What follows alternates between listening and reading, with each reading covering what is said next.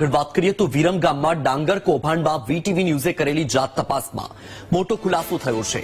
કોંગ્રેસે લગાવેલા આક્ષેપોની વીટીવી ન્યૂઝે ગામમાં જઈને તપાસ કરી। કોંગ્રેસનો આક્ષેપ હતો કે જે ગામમાં ડાંગર નથી ત્યાં પૈસા ચૂકવાયા।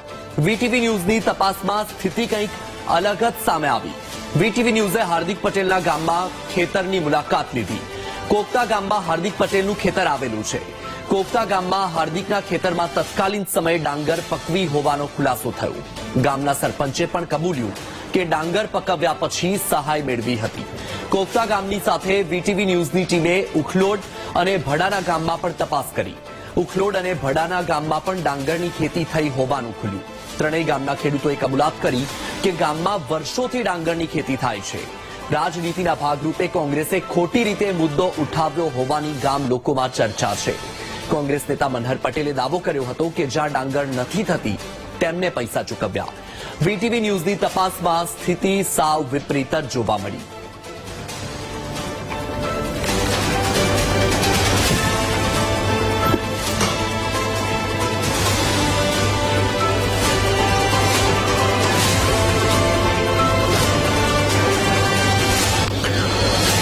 તો સાંભળ્યું તમે કે જ્યાં આક્ષેપ હતા કોંગ્રેસના કે ડાંગર પકવ્યું જ નથી ત્યાં રૂપિયાની ચૂકવણી કરવામાં આવી। વીટીવી ન્યૂઝે તપાસ કરી અને કોકતા ગામમાં પહોંચ્યા તો ત્યાં કંઈક અલગ જ સ્થિતિ જોવા મળી। ડાંગરની ખેતી તો થાય આમાં એવું છે કે ડાંગરની ખેતી જ્યાં પાણીનો ભરાવ થતો અહીંયા ડાંગર થાય। અમારા ગામે ડાંગર થાય છે। જે મારા ખેતરની જ વાત કરું કે સૌથી એમ નીચાડું ખેતર મારું છું તો એમ દર વર્ષે હું ડાંગર કરું છું। ગઈ સાલ મેં ડાંગર કરતી ને 8 સાલ મારે કપા વાવો હતો તો 8 સાલ નથી કરી। એટલે પોતપોતાના પાણીના સ્ત્રોત પ્રમાણે દરેક પાકો વાવતા જ હોય છે। અત્યારે મારા ગામની અંદર 20-25% ડાંગર ઉભી છે ઉનાળુ અત્યારે હાલ। એટલે એ તો તદ્દન ખોટી જ વાત છે કે ડાંગર નથી થતી। અહીંયા ડાંગર થાય છે, ડાંગર ઉભી છે। અને બીજી તમને જોવી તો બતાવી દઈએ, મારી પોતાની બતાવી દઉં। મારા ત્યાં 12-13 વીઘા ડાંગર ઉભી, ઉનાળુ ડાંગર। પાણીના જ્યાં પાણીનો ભરાવો હોય, પાણી વધારે સમય ટકતું હોય એવી જગ્યા ઉપર ચોમાસામાં ડાંગર વાવે, પણ 1-2 વ્યક્તિઓ, વધારે કોઈ વાવતા નથી। 1 થી 2 વ્યક્તિઓ જ્યાં પાણીની સગવડ છે, મહત્તમ સગવડતા, એ લોકો વાવી શકે। ભાઈ વાવે છે આ બાજુ એ વિસ્તારનું નામ મને નહીં ખબર, પણ એ બાજુ આવે છે। નહીં, ડાંગર તો થાય છે, ડાંગર તો થઈ જ છે બધા। આ તમારી નજરની સામે જો ઉનાળુ બતાવીએ છીએ ને અમે તમને, આ જોઈ લો તમે। તો ઉનાળામાં આટલી થતી હોય તો ચોમાસામાં કેટલી થતી હોય? થાય એ તો કેટલાય ટાઈમથી કરે જ છે, કેટલાય ટાઈમથી કરે જ છે। રાજકારણ છે, હવે રાજકારણમાં આપણને સમજણ એકબીજાનું આ લોકો કોઈ ખેંચતાણ થતી હોય, બાકી એવું તો કઈ નહીં। અમારા ધ્યાને તો વર્ષોથી આ ભરતભાઈની એમની ખેતી તો વર્ષોથી અહીં થાય। આ ભાઈ આ હાર્દિકભાઈ ભરતભાઈની વર્ષોથી થાય। એમ એવું લાગે છે કે આ કોઈ રાજકીય કાવા દાવા હોઈ શકે, કેમ કે જો ડાંગર કરી છે જે ખેડૂતોએ તો એમના ખાતામાં પૈસા મળવાના જ છે અને એમને મળ્યા છે, બરોબર। હવે તમે આજ અહીંયા રૂબરૂપ છો, આપણે પોતે રૂબરૂપ સ્થળ ઉપર છીએ। અહીંયા પણ તમે જોઈ શકો છો કે ડાંગર ઊભી છે, બરોબર। અહીંયાથી પણ બીજા ખેતરોમાં પણ અત્યારે હાલ તમને અમે લઈ જઈને બતાવીએ, ત્યાં પણ ડાંગરો ઊભી છે।